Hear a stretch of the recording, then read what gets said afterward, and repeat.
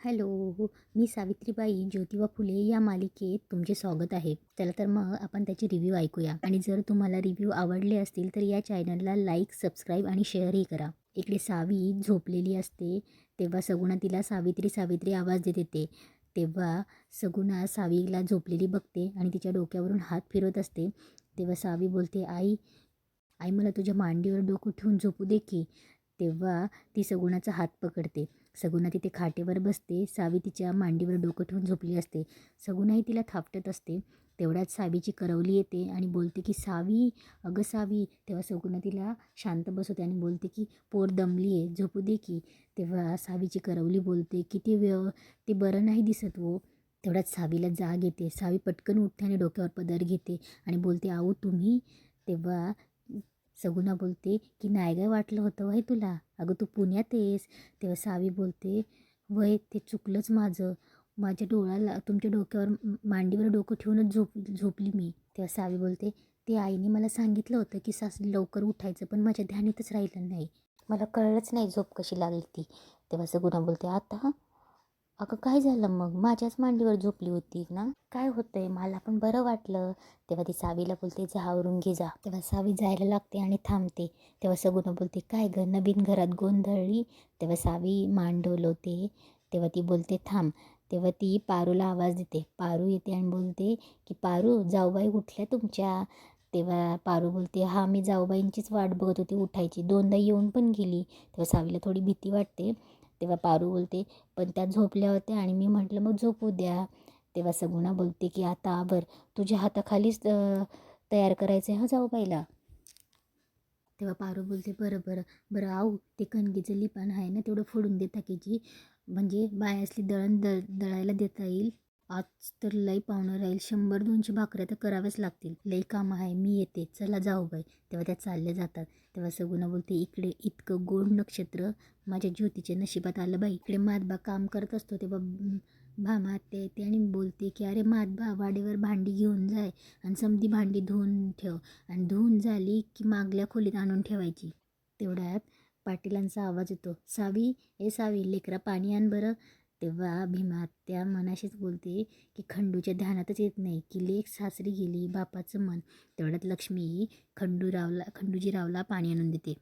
लक्ष्मीच्या हातात पेला बघून पाटील बघतच राहतात.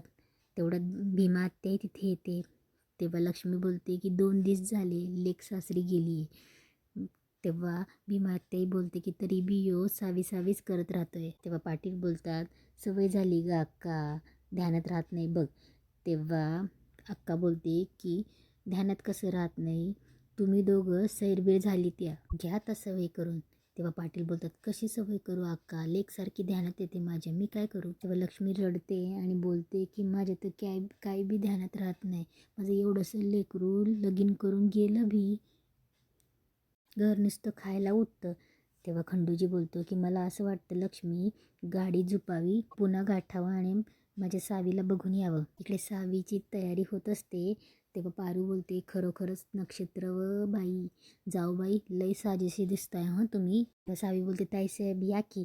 तेव्हा पारू बोलते, नगं नगं आता निघायला लागेल आपल्यासनी. तेवढ्यात चिमणाबाई येतात आणि बोलतात की पारू, अगं धाकट्या सुनबाईचं आवडलं की नाही. तेव्हा पारू बोलते, वय आम्ही निघालोच होतो. तेव्हा ज्योतीची आई सावीकडे बघते आणि पारूला बोलते की तू कसली निघाली होतीस, तू तुझ्या जाऊबाईमध्ये गुरफटून गेली होती. तेव्हा ज्योतीची आई बोलते की काय सुनबाई, झाली का झोप. तेव्हा सावी बोलते वय, आणि तिचा नमस्कार करते. तेव्हा चिमणाबाई बी आशीर्वाद देते की सती सावित्री हो, गुणाची ग माझी बाय ती. तेव्हा ज्योतीची आई बोलते, बरं पारू ऐक, त्या तिथे डब्यामध्ये लाडू ठेवले, थोडं खाऊन घ्या, सुनबाईसने बी भूक लागली असेल ना. व पारू बोलते, बरं मी काय म्हणते सासूबाई, तुम्ही मला का आवाज देत होता. तेव्हा चिमणाबाई सांगते की अगं त्या त्या दोऱ्याचे लढी कुठं ठेवल्यात, हंड्याला सुरगी सुतायला लागेल. पारू बोलते, सासूबाई तुम्ही काय बी काळजी करू नका, आता मी फक्त एकलीच नाही, तुमच्या हाताखाली 2-2 सुना आल्या आहेत, मी सगळी तयारी करून ठेवली बघा. तेव्हा चिमणाबाई बोलते, बरं बरं बरं लवकर आवरा, बायका जमतीलच आता, या तुम्ही. तेव्हा पारू बोलते, बरं जाऊ बाई, तुम्ही आवरून घ्या, मी आलीच. इकडे ज्योती त्याचे पुस्तकं बघत असताना बोलतो, लगीन झालं, आता शाळा, काय बी करून मला शाळेत जायलाच पाहिजे. आणि त्या कृष्णाजी कारकूनला लांबच ठेवतो. दादांच्या कानाला लागला तर दादा ऐकत नाही. सगुणा इकडे ज्योतीला आवाज देत येते. तेव्हा ज्योती बोलतो, अहो बरं झालं तू आलीस, मला तुझ्याशी लई बोलायचं आहे. तेव्हा सगुणा बोलते, मला माहिती तुला काय बोलायचं, बरं चल लोक आली आहेत बाहेर. तेव्हा ज्योती बोलतो, अगं लई कामं पडली आहेत, मला सदाशिव गोंडेला पुस्तक द्यायचं आहे, मला. ज्योती जायला लागतो. तेव्हा सगुणा आवाज येते, थांब येडा आहेस का तू, आता 16 दिवस नवरदेवाने कुठे बाहेर पडायचं नसतं. हा. तेव्हा ज्योती बोलतो, 16 दिवस? तेव्हा सगुणा बोलते, अरे हळू की, अंगावर पाल पडल्यासारखं काय बोलतोयस. तेव्हा सगुणा बोलते, एक तर नक्षत्रासारखी पोर आहे आणि तू त्या जळूसारखा त्या पुस्तकाला चिटकून बसलायस. मी असते ना तुझ्या जागी तर हरकून गेले असते बघ. तुला तर कसलं कौतुकच नाही. ठेव ते पुस्तक आणि चल. तेव्हा ज्योती बोलतो, आहो दिलेला शब्द पाळायचा बरं का. तेव्हा सगुणा बोलते, हा मी आहेच त्यासाठी, मी आहे, तू ये चल. इकडे भामा आत्या बोलत असते, अरे खंडू आता असं भरून चालणार, कसं करून चालणार नाही बाई, गेलं आलं वाटलं म्हणून गेलं आलं. तेव्हा खंडूजी बोलतो की का. तेव्हा भीमा आत्या बोलते की अरे आता आपली सावी फुलांची सून आहे, आता त्यांची सत्ता, आपलं सत्ता आपलं काय बी नाही. तेव्हा खंडूजी बोलतो की आपलं काय बी नाही म्हणजे माझी लेक आहे ती, माझी पोटची. तेव्हा अक्का बोलते, लेकीच्या बापाचं शानपान गेलं वाया, पोटीचं देऊन पडतो सोयऱ्यांच्या पाया. तेव्हा लक्ष्मी बोलते, खरं आहे, अहो तसंच असतं, लेक जरी आपली असली तरी आता ताबेदारी त्यांची आहे. पण एक लई चांगलं झालं, माणसं लई चांगली आहेत ती. तेव्हा खंडूजी बोलतो, आणि माझी सावी. तेव्हा लक्ष्मी बोलते, पारसमणी आहे ती, जिथं जाईल त्या जागेचं सोनं करणारी, माझी लाडाची गोडांबी. लई आठवण येते तिची म्हणून लक्ष्मी रडायला लागते. तिकडे ज्योतीची काकू त्याच्या काकांना बोलत असते, अहो मला बघून त्या चिमणीचे डोळे पांढरे होताल ना. तेव्हा ज्योतीचे काका बोलतात की तुला बघून तुझ्याकडे आता चिमणी का बघेल. तेव्हा ज्योतीची काकू बोलते, अहो हाय का, आता त्या झाडावरची चिमणी नाही, त्या ज्योत्याची आई. तेव्हा ज्योतीचे काका बोलतात की आता होतील की तिचे डोळे पांढरं, तिच्याकडे एवढं तोला मोळाचं लुगडं हाय कुठे. तेव्हा ज्योतीची काकू बोलते, तर माझ्या नाकावर टिचून तिनं बाहेरची सून करून आणली ना व, पण म्या बी तिला नांदू द्यायची नाही ना व, नाहीच नांदू द्यायची. एवढं लगीन झालं तरी थोरली म्हणून मानपण दिलाय का, गावतेच की म्या रंगानं. आता आपण काय करायचं, गॉड बोलायचं, गॉड बोलून पोटात शिरायचं, आणि पोटात शिरून पोट फाडून बाहेर यायचं. मोठं रथ चालून तुमच्या भावाचा रथ, मोठा सोयरा बघून तुमच्या भावाचा रथ वरनं चाल बोट वरनं चालायला लावणावं. त्या ज्योतीचे काका बोलतात, अशा नक्षा उतरव की बास, मी आहे तुझ्या पाठीशी. तेव्हा ज्योतीचे काकू बोलते, म्या घार आहे घार, पिच्छा करून झडप घालतीया आणि पापणी लावायच्या आत उचलून नेतीया. बरं म्या जाऊन येते, 2 वेळा निरोप आलाय. इकडे सावी तयारी करत असते. तेवढ्यात पारू तिथे येते. पारूला जोडवं सापडतं. तेव्हा पारू जोडवं उचलते आणि लपवते आणि बोलते, जाऊ बाई तुमची एक वस्तू, लई मौलाची वस्तू मला सापडली आहे. तेव्हा सावी बोलते, अच्छा कुठली वस्तू. तेव्हा पारू बोलते, लई मौलाची वस्तू आहे, पहिले हलकी काय देशाल ते सांगा. तेव्हा सावी बोलते, आधी मला सांगा तरी कोणती वस्तू आहे. तेव्हा पारू बोलते, आधी हरकी सांगा. तेव्हा सावी बोलते की बरं तुम्हाला जे पाहिजे ते मी देईल, पण वस्तू तर दाखवा.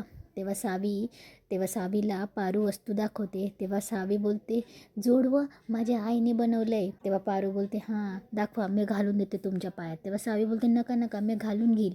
तेव्हा सावी पायाला हात लावू देत नसते, तर ही पारू तिच्या पायात जोडवी घालून देते. तेवढा तिथे ज्योतीची काकू येते आणि बोलते, अगं भया भया भया, हे काय उरफट, धाकलीने तुझ्या पायाशी बसायचे तर तूच तिच्या पायाशी बसली आहेस. तेव्हा पारू बोलते, अहो काकूबाई तसं काही नाही, फक्त जोडवं घालत होती. तेव्हा ज्योतीची काकू बोलते, असं तू तर थोरली आहेस ना व, मग आता पण तिच्याशी पायापाशी बसायची काय गरज आहे. तेव्हा ज्योतीची काकू बोलते, नाही आज तू लाड करशील, उद्या आम्हासनी डोई जड होईल, त्याचं काय. तेव्हा पारू बोलते, अहो काकूबाई मी सांगू राहिली तसं काही नव्हतं. तेव्हा ज्योतीची काकू बोलते, तसं काही नव्हतं म्हणजे तिला जोडवं घालता येत नाही वय. काल लगीन नाही झालं आणि आज मोठ्या जाऊबाईला पायाशी आणलंय. आज जाऊबाई आली, उद्या सासूला पायात पंजेल घाल म्हणल, परवा मला मासोळा घालल म्हणल. तुका नाहीच गासोडं सोडून बघ तिच्यात, त्यात बघ हाताजोडी पाया पडी कसं आहे ना व, आता तर ताट माणसं कर वाकायली हिच्या समोर. पारू बोलते, काकूबाई अहो काय हातजोडी पाया पडी, कशाला उगाच कांगावा करायला लागलं तुम्ही. तेव्हा ज्योतीची काकू बोलते, कांगावा नाही ग, बघी ना काही चेटूक बिटूक आणलं असेल तर, उद्या जाऊन समद्याच्या डोक्यावर मिऱ्या वाटेल नाही तर ही बाई. तेव्हा सावीची करवली बोलते, अहो काकू तुम्ही उगाच पराचा कावळा नका ना करू. तेव्हा ज्योतीची काकू बोलते, पराचा कावळा काय म्हणलीस? पराचा कावळा केला असता ग म्या, पण काय ना तुमच्यासारखं माझ्याकडे चेटूक नाही. आणि हे बघ करवली बाई, हे नायगाव नाही, आमचं पुणे पुणे. तेव्हा बोलताना विचार करून बोलायचं. आणि हे बघ तेवढ्यात पारू बोलते, काकूबाई चला ना आपण समधी वाट बघतायत. तेव्हा पारू तिला घेऊन जाते आणि बोलते, जाऊ बाई तुम्ही आवरून घ्या. तेव्हा पारू घेऊन जाते. तेव्हा काकूबाई बोलते, हे पारू मी कशी दिसते ग, माझं लुगडं कसं दिसतंय? तेव्हा पारू बोलते, इथे बघा माझ्या डोळं पांढरं झालंय वय, बाकीच्या लोकांचं काय होईल? इकडे सावीला रडायलाच असतं. तेव्हा करवली बोलते की सावी तुझ्या या सासूपासून जरा तू लांब राहा. इकडे राजा राम घंगाळ्यात फुलं घालत असतो. तेव्हा सगुणा बोलते, घंगाळ्यात अजून हळद घाला की फुलं घाला.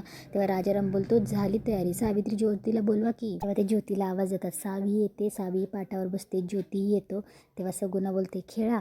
तेवढ्या चिमणाबाई येते आणि बोलते, ज्योती पाण्यात हे घालते, अंगठी शोधून दाखवायची बरं का. तेव्हा चिमणाबाई पाण्यात काही वस्तू आणि अंगठी घालते. तेव्हा ज्योतीची काकू बोलते, ज्योती अंगठी शोधायची बरं का. तेव्हा ज्योती अंगठी शोधतो आणि अंगठी काढून दाखवतो. तेव्हा सगळ्यांना खूप आनंद होतो. तेव्हा पारू येते आणि बोलते, द्या. तेव्हा पारू अंगठी घेते आणि बोलते, जाऊ बाई एका झटक्यात शोधून दाखवायची बरं का, जास्त चाचपायचं नाही. तेव्हा सावी बी पाण्यात हात घालते आणि अंगठी शोधून दाखवते. तेव्हा सगळ्यांना आनंद होतो आणि इथेच आजचा एपिसोड संपतो.